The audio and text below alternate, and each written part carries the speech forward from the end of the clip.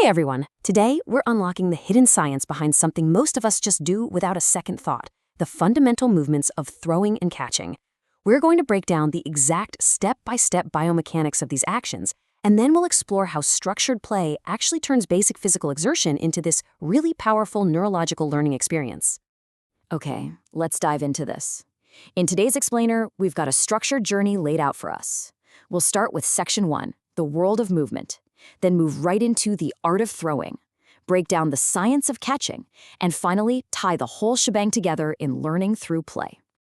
All right, Section 1, the world of movement. Let's establish some basic motor skills vocabulary. So, to get started, the really crucial point here is understanding the difference between our motor skills. It's kind of like a two-part system. On one side, we have our gross motor skills. These engage our large muscle groups to perform big activities like jumping, kicking, and of course, throwing and catching.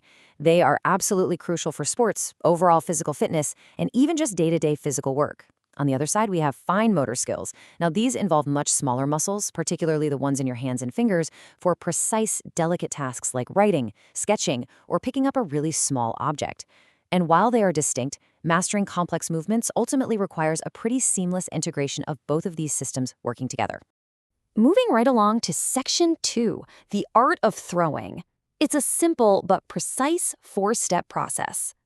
Let's actually slow this down for a second and analyze it, almost like a sports broadcaster breaking down a game-winning play. You see, a perfect throw isn't just one single action, it's a fluid sequence. First up, it starts with the grip. Your fingers need to be spread wide for optimal control. Then comes the stance, eyes locked dead on the target, legs comfortably wide, grounding the body with a slight bend in the knees. Next is the throw itself, which requires this really dynamic upper body twist to generate force. And finally, and this is the absolute crucial element that most beginners miss, the follow-through. Taking that one step forward to balance your momentum makes all the difference. And this brilliantly illustrates that exact biomechanical sequence in action. If you notice the child on the left who has just released the ball, she's actively demonstrating that follow-through right there. She's taken that crucial step forward after the release to ensure her body stays completely balanced.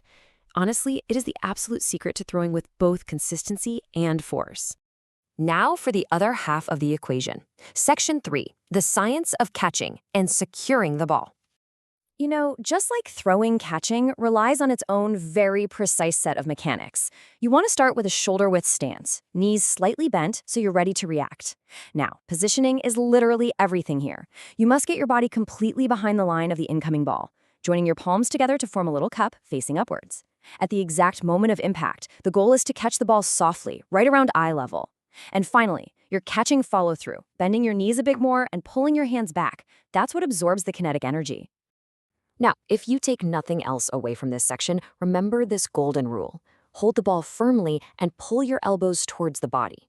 This specific, tiny micro movement of pulling those elbows in is exactly what minimizes the impact and completely secures the catch. It's literally physics working in perfect tandem with your gross motor skills. All right, let's put all of this into practice. Section 4, learning through play, practicing the fun way. So this brings us to a super relatable question for anyone learning a new skill, especially kids. How do we practice these fundamental movements over and over without getting incredibly bored? Well, the answer is disguised repetition. We do it through structured, engaging playtime that uses objects of all different sizes, weights, and textures. Let's look at our first game as an example. Pick up and throw. The rules are incredibly simple. You just scatter paper balls across a divided court. On the whistle, players hurl the balls over to the opponent's side until the time is up. The team with the fewest balls on their side wins. It's chaotic, it's super fast-paced, and it naturally forces players to integrate those fine motor skills, picking up the small paper balls, with their gross motor skills, throwing them, and they do it without even realizing they are drilling mechanics. Now, what's really interesting about this next slide for the game Hit the Target is the adaptability. Players are aiming softballs through a designated circle, but notice how beautifully this demonstrates the sheer inclusivity of these exercises.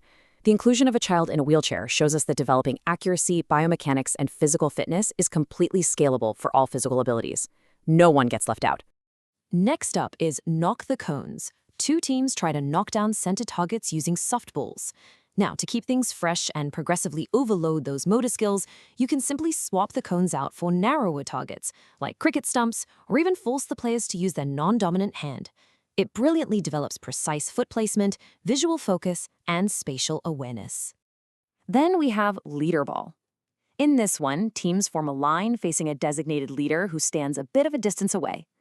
The leader throws the ball to the first player, who catches it, returns it, and then immediately runs to the back of the queue. Then, bam, the leader throws to the next player. It perfectly combines both catching and throwing, all while fostering this really high level of cognitive readiness, quick coordination, and an eagerness to just keep the flow of the game moving. And finally, a classic solitary or team game, ball on the wall. Players just stand in a queue, throw a handball or a tennis ball against a solid wall, and catch the rebound. Simple, right? But as the players get better at gripping, throwing, and pulling those elbows in to catch, you progressively increase their distance from the wall to bump up the difficulty level. It is a fantastic exercise that continuously nurtures confidence and hand-eye coordination progression. So, we have covered the foundational vocabulary, the exact step-by-step biomechanics of throwing and catching, and the magic of disguised repetition to master them. I'll leave you with this final provocative thought. How can you incorporate these vital motor movements into your daily routines or your family time? Because, understanding the science is really just the first step. Taking these structured insights off the screen and putting them into real physical practice, that is where true development actually happens. So go on, grab a ball, head outside, and just start moving. Thanks for watching.